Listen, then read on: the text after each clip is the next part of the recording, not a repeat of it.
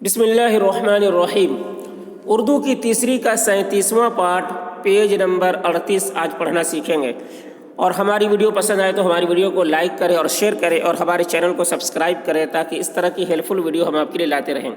تو چلیے آج کا سبق شروع کرتے ہیں۔ دیکھیے، پرندوں کے دانت نہیں ہوتے۔ پرندوں کے دانت نہیں ہوتے، وہ چونچ سے دانے دنکے توڑ کر کھاتے ہیں۔ وہ چونچ سے دانے دنکے توڑ کر کھاتے ہیں۔ بعض ثابت کے ثابت نگل جاتے ہیں۔ بعض ثابت کے ثابت نگل جاتے ہیں۔ چونچ کے نیچے ایک تھیلی سی ہوتی ہے جسے پوٹا کہتے ہیں۔ چونچ کے نیچے ایک تھیلی سی ہوتی ہے جسے پوٹا کہتے ہیں۔ اس میں دانہ جمع ہو کر نرم ہوتا ہے۔ اس میں دانہ جمع ہو کر نرم ہوتا ہے، پھر معدے میں پہنچ کر ہضم ہو جاتا ہے۔ پھر معدے میں پہنچ کر ہضم ہو جاتا ہے۔ خشکی کے جانوروں میں سے اکثر ایسے بھی ہیں۔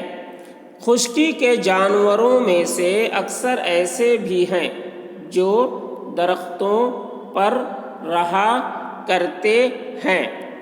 جو درختوں پر رہا کرتے ہیں ان کی چونچ گول، موٹی، نکیلی اور مضبوط ہوتی ہے۔ ان کی چونچ گول، موٹی، نکیلی اور مضبوط ہوتی ہے اور نوک تیز پنجے ایسے ہوتے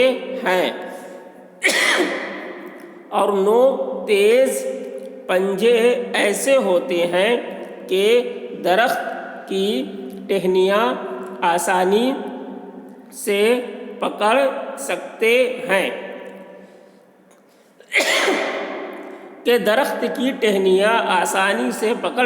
ہیں۔ ان میں سے اکثر کی 3 انگلیاں آگے ہوتی ہیں اور ایک پیچھے۔ ان میں سے اکثر کی 3 انگلیاں آگے ہوتی ہیں اور ایک پیچھے۔ کسی آبی جانور مثلاً چائنا بطخ کو پکڑ کر دیکھو تو معلوم ہو جائے گا۔ کسی آبی جانور مثلاً چائنا بطخ کو پکڑ کر دیکھو تو معلوم ہو جائے گا کہ اس کے نیچے میں 4 انگلیاں ہوتی ہیں، کہ اس کے پنجے میں 4 انگلیاں ہوتی ہیں، ایک پیچھے مڑی ہوئی اور 3 سامنے۔ ایک پیچھے مڑی ہوئی اور 3 سامنے، جن میں ایک جھلی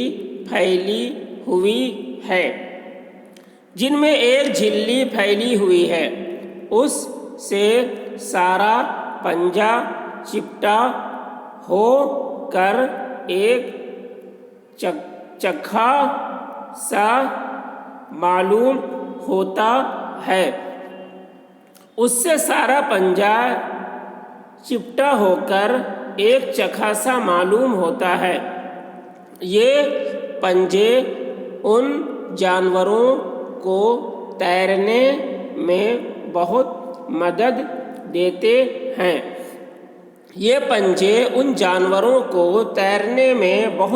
دیتے ہیں۔ مگر زمین پر چلتے وقت بہت دق بھی کرتے ہیں، مگر زمین پر چلتے وقت بہت دق بھی کرتے ہیں۔ بعض آبی جانوروں کی دم کے پاس ایک چھوٹی سی تھیلی بھی رہتی ہے۔ بعض آبی جانوروں کی دم کے پاس ایک چھوٹی سی تھیلی بھی رہتی ہے۔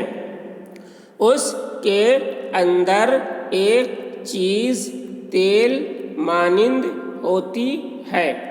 اس کے اندر ایک چیز تیل مانند ہوتی ہے۔ جب وہ اس تیل کو اپنے پروں میں لگا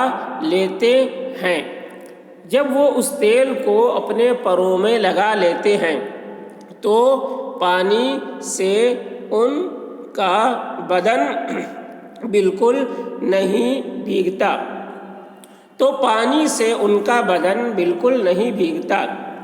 جس طرح پیپل، انار وغیرہ درختوں کے پرانے پتے جھڑ جاتے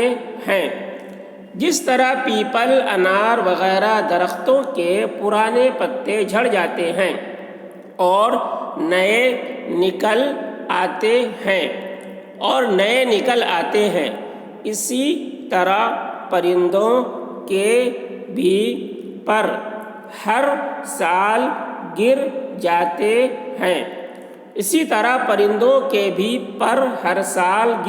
ہیں اور ان کی جگہ نئے پر نکل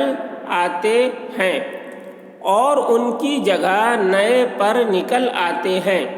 پرندوں کی اس حالت کو کریز کہتے